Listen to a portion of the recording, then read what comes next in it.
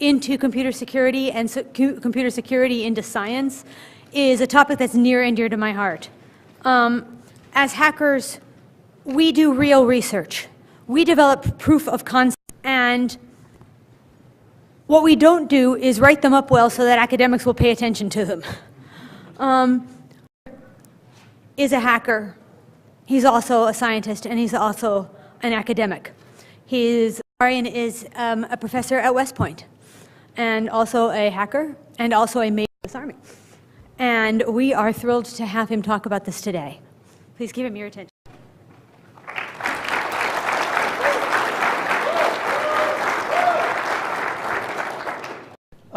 Good afternoon, and I'm glad to be here at ShmooCon today.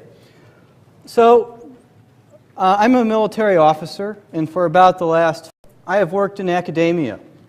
And during this time, there has been more investment by the DoD and other funding agencies for cybersecurity-related projects in academia than any other time. And this is due to many things. You'll find more focus on cybersecurity within DOJ and DHS. And as a result, we have more people in academia working on cybersecurity-related problems. Unfortunately, there's still a little bit of disconnect between the academic side of the house and cybersecurity community. This talk is intended to help initiate a dialogue between the two sides. And I'm going to do this by talking a bit about this new science of cyber, yet another buzzword. And also I will highlight some of our research at West Point, that's, most of which is done in collaboration with other institutions, to give you some ideas side. And, you know, I'm open to questions and discussions and even a few. So, first, a little bit about me. This is where I got started thinking about computer science in Iraq. Now, we're in the middle of this counterinsurgency fight, and it's very thing that we had prepared for in the past. We have an enemy that wears no uniform. We have multiple insurgent groups. We have guys who are supposedly good and then change sides 2 years later. And so all I could think of is, yeah, this stuff is tough. All right? But in all seriousness, the murkiness of the problem, you have to make life and death decisions. Because it's murky, it's difficult to make the right decision. So fast forwarding a bit, when I got to grad school, I studied artificial intelligence. And I started working with my advisor on ways we could apply artificial intelligence. With game theory, I think of what the adversary is going to do next. And I not only think of that, I think of how he's going to respond to what I'm going to do next. And this is an iterative process. Hence, we have our little recursive smiley face up there. Another way to approach these problems is through logical reasoning. If we can express our environment in a logical language, we can use algorithms to help us make better decisions and inferences about what is going on. For example, we're looking at a logical expression of vehicle surveillance being done against some U.S. forces. And finally, another thing that we looked a lot when I was at grad school was graphical models and the network. Studying the linkages between terrorists help us better understand their organizations and how to defeat them. So we did a bunch of work on this. Some of it continued when I was at West Point. Successful pieces of software. This is just a sampling. So then when I was at Maryland, as kind of a hobby, I got interested in cybersecurity along with my wife, my good friend Andrew Roof from Trail of Bits. We wrote this book called Introduction to Cyber Warfare. And while I was working on writing this book, became exposed to a lot of facets of problems in various incidents that have been called cyber warfare over the last decade. And all I could think about was, you know, this is pretty tough stuff too. So what I've come to the conclusion of is maybe we can apply some artificial intelligence ideas to these problems as well. So game theory. We're going to talk today about using game theory to schedule updates to computer systems that control the power grid. Logical reasoning. Can we take our evidence, any evidence we gather in the aftermath of an incident, and use logical reasoning to help us with the attribution problem. And I think Sean's talk was an appropriate precursor to this because he talked about standardizing how we're going to represent information about cybersecurity incidents. Output from something like input for systems where we can reason about things like the attribution problem. And finally, I will talk a little bit about some ongoing work with graphical models where we look at how an attack, attempt to model how an attacker works his way through a computer network. So science of cyber, a little bit about this buzzword. Applying artificial intelligence to the problem is just one aspect of the science of cyber. And the idea behind all of this is we want to be able to leverage some rigorous problem-solving methods from academia for cybersecurity problems. However, it's not only about using existing theories and models in academia to address these problems. It's all cybersecurity problems in depth because many of these problems have little nuances that haven't been studied before in the bulk of the academic literature. So addressing these problems not only helps us understand cyber better, but it allows us to do research in the scientific sense that broadens our horizons. So why do scientists need practitioners? Why do guys like me need most of you in the audience? Well, first off, a scientific paper is dependent on some theory, and every theory is based on certain assumptions. If we don't start our scientific work with good, solid theories, with realistic assumptions, the work we're going to do will generally not be worth very much. Practitioners to help us keep our assumptions better. Data sets. Every theory needs to be tested. One of the best ways to test theories is use some sort of data set. And a great place to get data set is from real-world practitioners. And the third thing is transition. If we have a good scientific idea, we come up with a good theory and a good model. Eventually, at some point, we're going to make a piece of software. And the software at first won't be too great, but as soon as we get it into the hands of someone who can actually use it, the sooner the bugs will be found, the sooner the best practices will be determined, the quicker it will be used to help make our systems more secure. So let's go the other way. Why do I think practitioners need scientists? Well, especially at the graduate level, have been trained in very specific subfields. They become experts on very specific things. Sometimes there will only be a handful of people in the world who are knowledgeable about such a specific topic, to new and different methods to address problems that other people have not thought of. Different perspectives. If you're not focused on the day-to-day operations and you're able to take a step back, you can think of, sometimes that's what it takes to think of more novel solutions. An example, when I was in Iraq, day-to-day intelligence analysis, I would be laser focused on what information is important to make sure that the guys on my team survive the next 24 to 48 hours. That was my #1 priority. Okay? Any person doing any type of operations is going to be focused mostly on the near term. In academia, they have the luxury of being able to focus on more of the bigger picture. And I think this is a complementary viewpoint to the world, and I think it's helpful. And finally, provide a theoretical basis. Scientists are typically very good at identifying subcases as being just one instance of a broader case. And if you have a good theory that generalizes well, that will lead to software products that are useful in more cases, be less brittle, and will be usable more in the long term. So I'm going to start by projects that we just completed a paper on. The full technical paper will be presented later this year in May. However, this is going to give you a good overview. This is done with my colleague Hans Lay at West Point, as well as Roy Lindelof at the Netherlands Defense Academy. So attacking the power grid, and in general, there have been kind of two attitudes about this. There's one in the United States is so complicated so heterogeneous that there's no way for anyone to learn enough information about it to cause a massive disruption, even a cyber attack. The second way of looking at it, systems that govern how the power grid works are proprietary or outdated and are generally not updated and patched as often as they should be because they're doing mission-critical work. This being, these systems are open more easily to cyber attacks.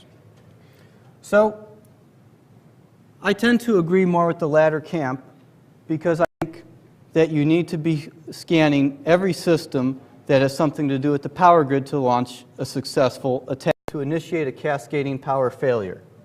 So for example, let's take this dummy graph of a power grid network. Let's say the G's, T's are transmission substation, and the D's are nodes where the power is delivered to. And let's say we lose a transmission node. If that goes out, his load is going to be redistributed among stations, and perhaps it'll cause a few lines to overload, which will in turn lead to more transmission stations coming offline. And finally, everyone in this simple example goes without power.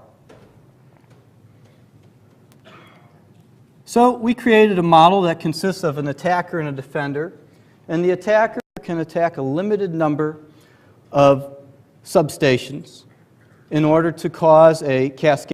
Well, the defender, we're saying, is only going to be able to harden a limited number of systems. And we limit the number the defender can protect because he is faced with real-world constraints. Often he could take the systems offline. So, yeah, and these pretty much go over what I just said. So stopping cascades, so one way to look at this is, let's say we know that the attacker attacks stations 5, 6, and 7, he will cause a major cascade. So then maybe the defender will. However, if the attacker knows this, he'll maybe pick substations 3, 9, and 12 to attack. Because if he discounts the fact that he can't get to the other ones, those will cause the maximum outage. On and on. And so our idea is, why don't instead we create a schedule, a probabilistic schedule based on a probability distribution over what we can use as the effectiveness of the attacker. We can't defeat him all the time, but the idea is if we're defeating him most of the time, it's going to reduce the effect of his attacks. So we created a mathematical model to represent the cascading failure. That's what these two lines of math are. This mathematically in a two-player game where the payoff for the attacker is the number of customers that are disconnected from the power grid. The payoff for the defender is just the negative of that. And then we created this algorithm to model the gameplay and create a probability distribution over sets of power stations that the defender should defend. So one thing that was discussed in the previous literature, that if the attacker hits a station where a lot of electricity passes through, he can cause a large power failure. So the previous idea was maybe we should concentrate most of our defense on these certain stations. However, what we found, and this is a graph showing the attacker's benefit, the x-axis is number of disconnected nodes from the power grid, is load that passes through the node the attacker is hitting. So if you look at the box, these are nodes that less electricity passes through these stations. However, they still hit these and cause a rather massive failure, we have found in our simulations. We have found our algorithm has outperformed this more load-based defense. Game theoretic algorithm is the line with the circles, and the load-based is the line with the x's. And the reason for this is we account for, by having a probabilistic schedule, we account for when the attacker changes his mode of attack in response to what we're doing. We've developed a mathematical model and an algorithm to determine the best defense, and we perform some initial experiments. What we do next is we're going to look at some more experiments. We're going to look at how to employ these in a real-world setting and we're also going to look at other enhancements for real-world data if we have more information on the power grid. So we have to figure out is scalability and looking to maybe leverage the topology of the power grid, but the most important thing on this slide is the third one. And this is my question to all of you, is these game theoretic models, this is not the first one that has come up. There's been an attempt to apply to a practical situation. There have been many others. If you see this, and this makes you think, hey, a good idea for problem X in my domain, please, by all means, let me know. We'd be interested.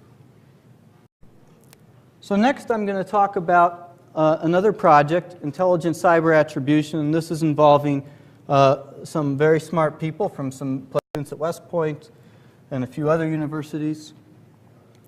And so if we want to make an attribution decision, let's say we have some evidence from some different sources. Let's say we have some PCAP files, some malware analysis. Maybe we even have some traditional intelligence sources there too, like human intelligence. We put them all into some machine and we just reason about it and we come out with an attribution decision. And this seems like a good idea. However, there's some problems with that. Attribution, of course, is difficult because the adversary, everything in a cyber attack, as you all probably know, could be there because the adversary wanted you to see it. Further, it could be contradictory. So we have to deal with this somehow. And our goal is to come up with a very rigorous way of addressing them. So here's our idea. Let's say you hire a bunch of security professionals, the evidence and come up with their own conclusions, and then send them to a room and have them argue it out. Okay? Now, this is kind of tongue-in-cheek, but this is what we want to do in software.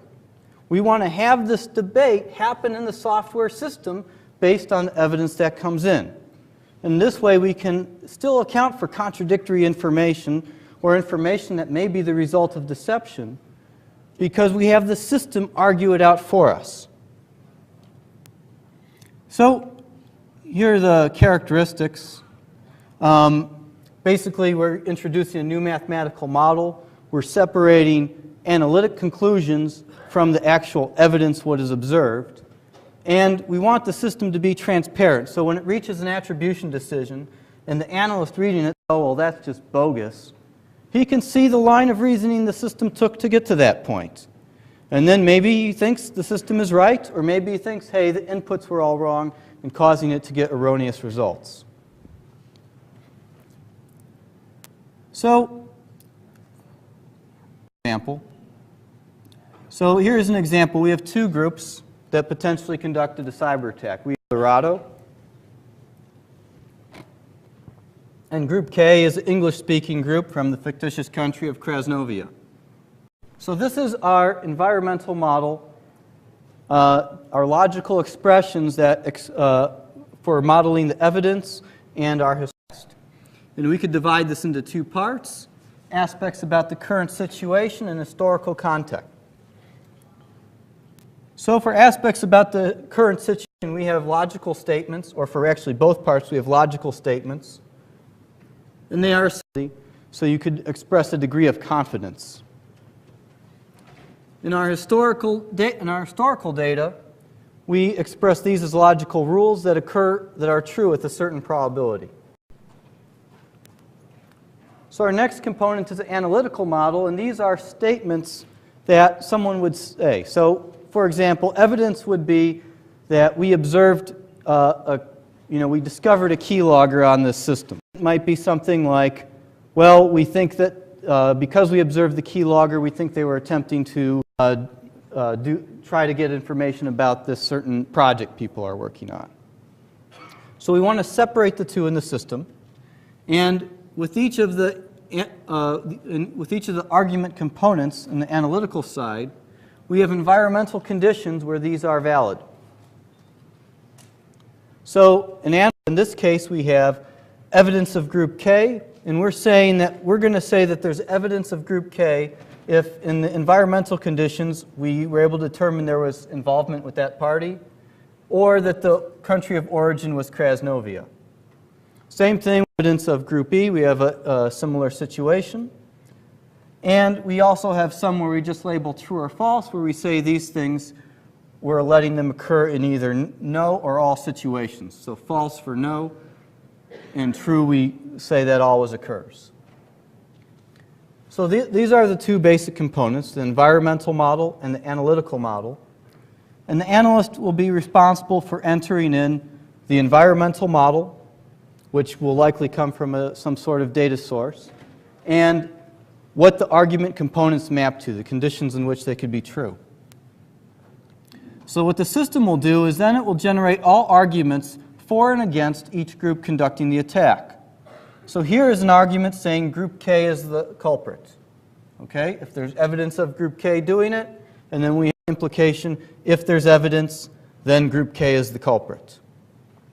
However, and these are the conditions in which those two statements are true, just from the last slide.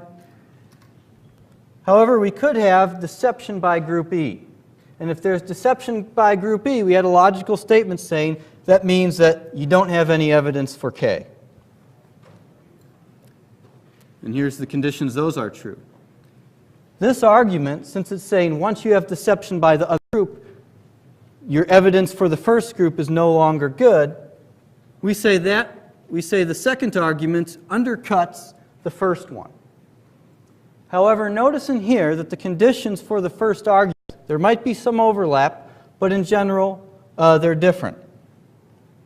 So what we look to do is we look to determine the condition where the first argument can be true.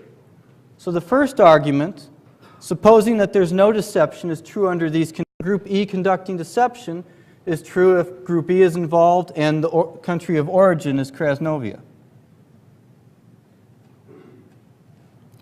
So combining these together, we take the information from the first statement and we combine that with an and of the negation of the second, now gives us the precise scenario where the argument could be true, where we think that group K is the culprit.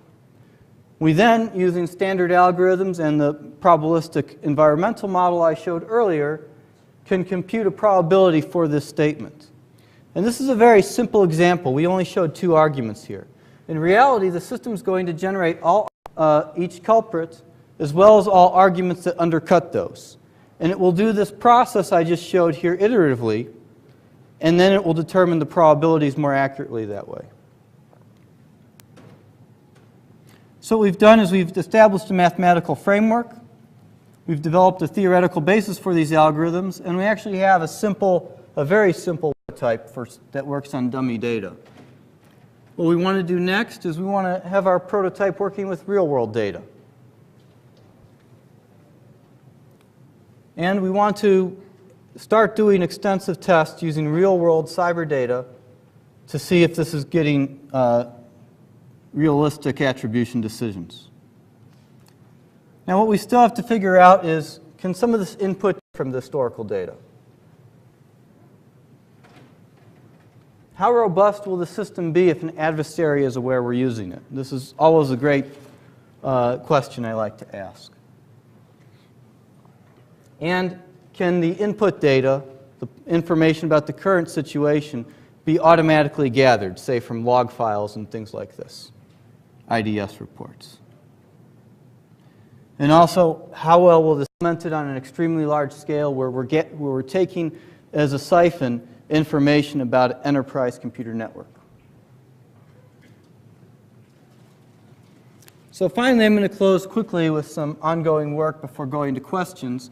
This is some work we have with George Mason and my student Damon. So of course, you're all familiar with this APT cycle of operations. And as we all know, cyber espionage is offense dominated. If the threat wants to get to your system and he has enough resources, he's going to get there. So why not just consider that the network is already compromised? Our idea is that if we create these distraction clusters, so clusters of virtual machines, and put them at certain places in the network, maybe we can delay the amount of time it takes from a hacker to get from a randomly compromised workstation to a target that we really want to defend, such as an intellectual property repository. So let's And our idea is we put these distraction clusters where hopefully he goes off into them time there. Now, such an idea would be predicated on being able to obtain network maps going from system to system where we somehow determine what is the likelihood the attack will go from compromised system A or intermediate system A to intermediate system B, for example, and are there vulnerabilities or are there protocols or software that are employed on those systems that are compromised. So our model of the adversary, we have defined an intrusion penetration network, which we specify the type of information we think we need to get this to work. We say as an associated access level, and the idea is the adversary is walking through systems in order to get to a target and get a desired level of access on that target. So anyway, some final thoughts. My plea to you is help us build this new science of cyber, because I think it's going to help all parties involved. So if you're not already doing it, posting rich data is a great way to help. Also, read papers. I know I work with Andrew, who's at Trail, and he takes a lot of time to do this. And I think that's a good thing because it provides an additional insight of ways people in the academic community are looking to solve problems. And likewise, if you're reading an academic paper, let them know why their assumptions are wrong.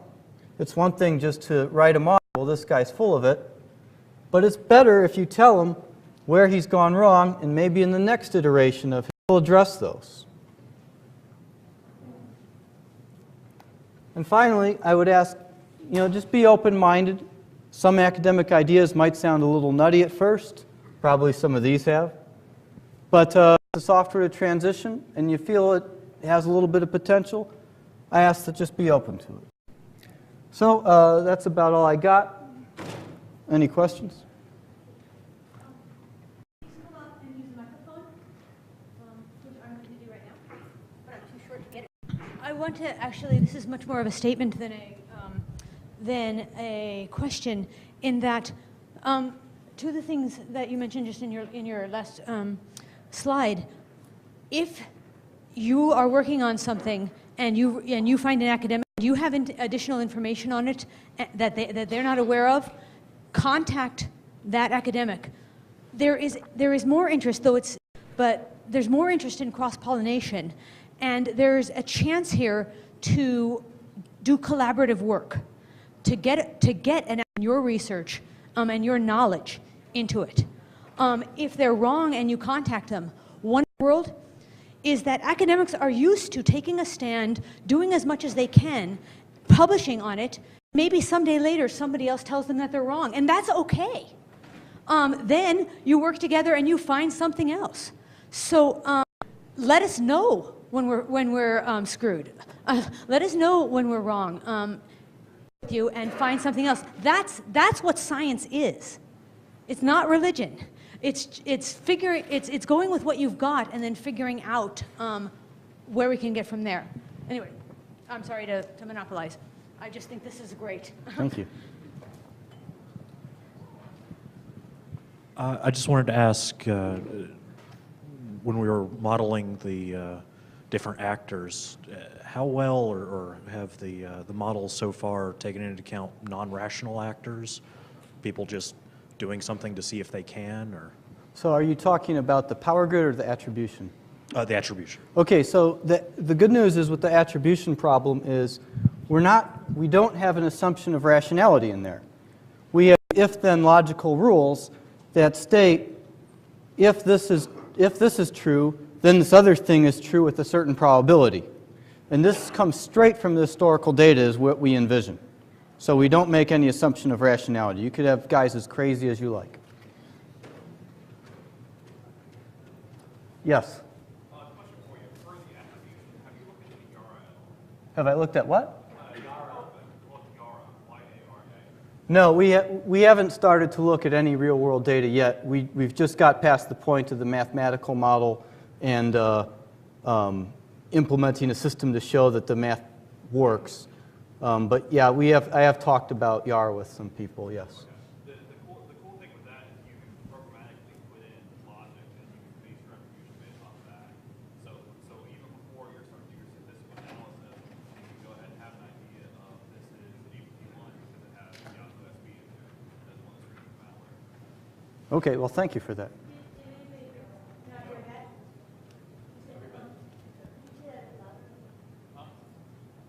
Was that louder?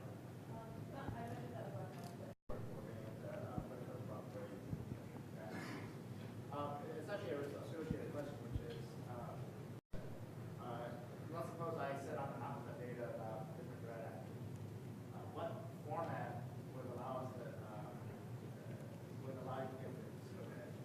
And how would I associate probability? You have to define that plan. So those are both good. So okay, so the question is how, if we have data for particularly the attribution work, how should it best be formatted and where do the probabilities come from?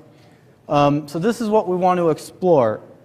We want to look at how to determine these probabilities. There are methods to learn probabilities for rules and statements like that with existing algorithms to create those rules. The other thing is probabilities for, you saw in the top part, I'll just go back to the slide.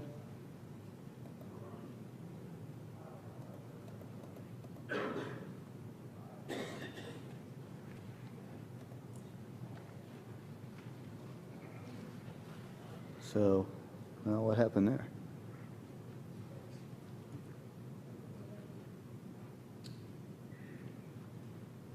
All right, well, okay, good. Hey, it's the best laptop I could afford at Walmart. Yeah, that's true. So any model, the top part, information about the current situation, the probabilities there will likely, what I'm thinking at least, will come from the analyst because these are things I observed and so, a lot of times you'll say, okay, that's true with 100%. Sometimes is maybe, like if it's something like coding style, you say, it's kind of like this group and maybe you could value than 1. The bottom part, these rules, my vision is that would be extracted from historical data using existing algorithms. I'll talk offline about what you got and what I think could be used to get it looking like this at some point. Yes? Do you have any plans to factor in threat actor traits like motivation, resources, capabilities? Oh, yeah, definitely. Yeah, and that's the idea about this is, I want to go, there's some existing work on attribution, but it typically focuses on one kind of analysis, whether it be, static analysis or looking at PCAP files and so forth. And then there's very little work that looks at taking in a formal software system external information like, motivations and in more squishy intelligence such as human intelligence. I want to have everything in one system. That's what we want to do with this. Yeah? When you're talking about having us take a look at the academic sources, can you give me a couple of good places to look at the academic sources? Google Scholar. So, It's not helpful. Citeseer. Huh? Citeseer. Okay. Do I go for cyber warfare? Do I look for So- InfoSec? Is there a compiled? yeah. Whatever keys you can search on. So I could give you some initial suggestions though. In the academic world, computer science is very much conference oriented. One of the bigger conferences that includes a lot of security research is IEEE InfoComm. Additionally, there's some people that are very well known in the academic field for doing cyber research. One of them that springs to my mind is Sushil Jajodia, who is, his name was in my slides from George Mason. It might be a good starting point to look at. But also if you go to, most major universities are actually setting up cybersecurity centers. You go to their website, they'll list the faculty and their research interests, and that's actually a good place. And often the papers will be posted right on the website. There are 4 first-tier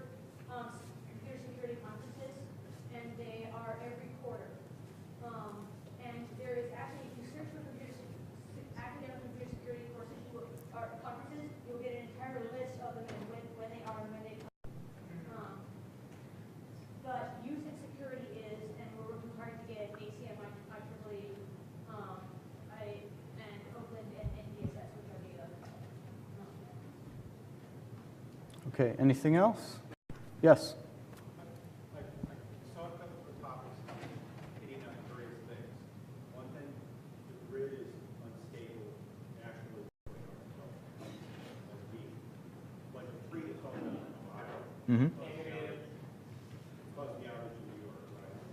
Severe and unstable. Did you do any work with OLPA loops in your that concept? So the question is the inherent unstable nature of the power grid. Have we looked into OODA loops? Yeah. Okay, so we haven't, the OODA loop is more at an operational level. We're looking at this as a decision support tool to help processes like that. So OODA is observe, orient, so this will really, tools like these will really help more in the orient step, so we can get information about, based on the knowledge we have about the threat actor, how can we make a better decision to reduce the effect of his potential attack. Any other? Yes? So what are you using to generate your confidences, your confidence percentages? Okay, so the question is, what am I using to generate the confidence percentages in this environmental model? So as far as compared to real-world results? Yeah. Okay, so that really depends on, paper to paper. So for example, in work on malware clustering, when there's work on, they compare the clustering of the malware to existing malware families identified by some antivirus product. What I do is, most of the time I have some real-world data to compare it to, and I'll do a statistical analysis to see how close I came.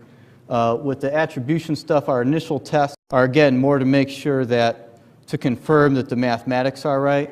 And moving forward with real-world data, we'll look to do things like statistical tests, see how often it gets the right attribution decision, and so forth. Anything else? Yes? On the grid game theory system, have you tested it with multiple aggressors, let's say 3 players, now to stand up? So we have not tested it with 3 players, but we've tested it with one attacker who could attack multiple substations. So I'm not sure what a 3rd player would do other than Say, in another part of the world, he's going to have the stuff that you're scheduling might have already passed by.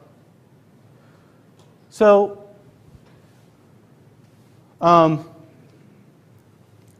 the idea is that with our schedule is given a schedule over a certain time period, you have a probability where you do your updates. So based on probability distribution, there's maybe more important ones that you update more often, and there's lesser ones you update less often. And so with this in place, any attack by an attacker, we're reducing on average the number of systems that are down in the worst case. Okay? So I mean that's how we account for attackers who will be time phased. Did that make sense, or do you have a follow on? Yeah, just in the real world, we're all doing that. Well, yeah. I mean, the thing is that, and that's one of my future directions with this, is how do you appropriately make a schedule based on these probability distributions. And there have been other domains where they've been able to do this. They've applied game theory has been applied to Coast Guard patrols, scheduling of TSA security personnel on planes, and so forth.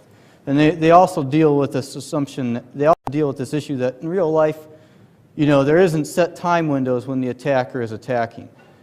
We just haven't explored that line of literature as to how they went from the probabilistic schedule software produces to the real world. But that's something we're starting with.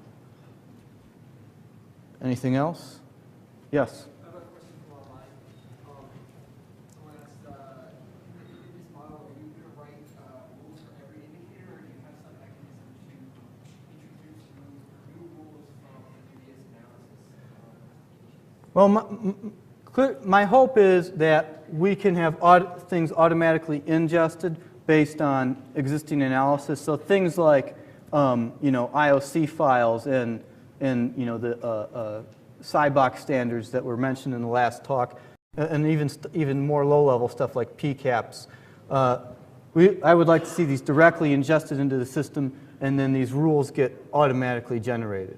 We're not there yet, but we want to first make sure that we have the right framework for reasoning about things. So in our initial iterations, probably most of the stuff will be coming from a single source.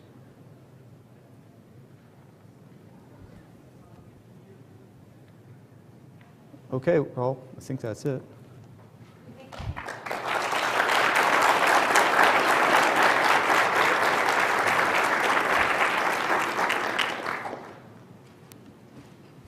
Continue when I was at West Point, successful pieces of software. This is just a sampling. So then when I was at Maryland, as kind of a hobby, I got interested in cybersecurity along with my wife, my good friend Andrew Roof from Trail of Bits. We wrote this book called Introduction to Cyber Warfare. And while I was working on writing this book, became exposed to a lot of facets of problems occurred in various incidents that have been called cyber warfare over the last decade. And all I could think about was, this is pretty tough stuff too. So what I've come to the conclusion of is maybe we can apply some artificial intelligence ideas to these problems as well. So game theory. We're going to talk today about using game theory to schedule updates to computer systems that control the power grid. Logical reasoning. Can we take our evidence, any evidence we gather in the aftermath of an incident, and use logical reasoning to help us with the attribution problem? And I think Sean's talk was an appropriate precursor to this because he talked about standardizing how we're going to represent information about cybersecurity incidents. Output from something like input for systems where we can reason about things like the attribution problem. And finally, I will talk a little bit about some ongoing work with graphical models where we look at how attempt to model how an attacker works his way through a computer network. So science of cyber, a little bit about this buzzword. Applying artificial intelligence to the problem is just one aspect of the science of cyber. And the idea behind all of this is we want to be able to leverage some rigorous problem-solving methods from academia for cybersecurity problems. However, it's not only about using existing theories and models in academia to address these problems. It's cybersecurity problems in depth because many of these problems have little nuances that haven't been studied before in the bulk of the academic literature. So addressing these problems not only helps us understand cyber better, but it allows us to do research in the scientific sense that broadens our horizon. So why do scientists need practice? We have more people in academia working on cybersecurity-related problems. Unfortunately, there's still a little bit of disconnect between the academic side of the house and cybersecurity community. This talk is intended to help initiate a dialogue between the two sides. And I'm going to do this by talking a bit about this new science of cyber, yet another buzzword. And also I will highlight some of our research at West Point, that's, most of which is done in collaboration with other institutions, to give you some ideas side. And, I'm open to questions and discussions and even a few. So, first, a little bit about me. This is where I got started thinking about computer science in Iraq. Now, we're in the middle of this counterinsurgency fight, and it's very thing that we had prepared for in the past. We have an enemy that wears no uniform. We have multiple insurgent groups. We have guys who are supposedly good and then change sides 2 years later. And so all I could think of is, this stuff is tough. All right?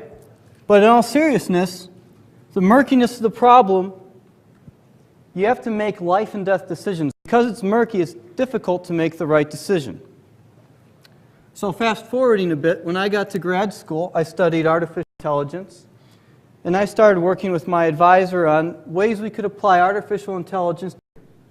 With game theory, I think of what the adversary is going to do next, and I not only think of that, I think of how he's going to respond to what I'm going to do next. And this is an iterative process. Hence, we have our little recursive smiley face up there. Another way to approach these problems is through logical reasoning. If we can express our environment in a logical language, we can use algorithms to help us make better decisions and inferences about what is going on. For example, we're looking at a logical expression of vehicle surveillance being done against some U.S. forces. And finally, another thing that we looked a lot when I was at grad school was graphical models and the network. Studying the linkages between terrorists help us better understand their organizations and how to defeat them. So we did a bunch of work on this. Some of it can into computer security, and computer security into science is a topic that's near and dear to my heart. As hackers, we do real research. We develop proof of concept, and what we don't do is write them up well so that academics will pay attention to them. Is a hacker. He's also a scientist, and he's also an academic. His historian is a professor at West Point, and also a hacker, and also a major in the Army. And we are thrilled to have him talk about this today. Please give him your attention.